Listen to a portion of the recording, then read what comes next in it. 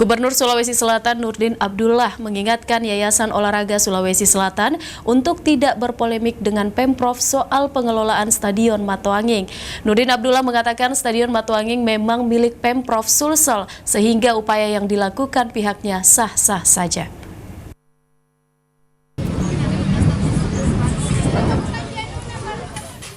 Polemik kepemilikan dan pengelolaan Stadion Matoanging masih terus bergulir hingga saat ini.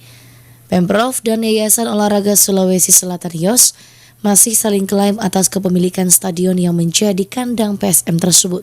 Jika sebelumnya kuasa hukum YOS telah melaporkan masalah ini ke pengadilan dan menuntut ganti rugi, pihak Pemprov memberikan respon yang berlawanan.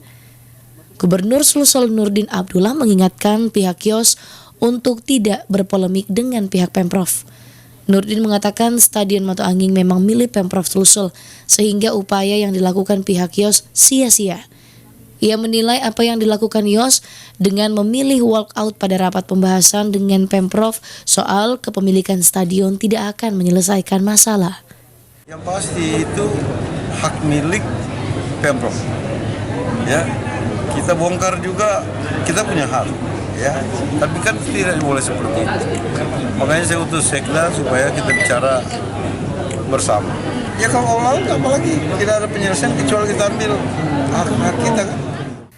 Selain itu, mantan Bupati Bantaeng 2 periode ini juga mengaku tidak mempersoalkan jika pihak YOS mengambil langkah hukum untuk pengelolaan stadion berkapasitas 15.000 penonton itu.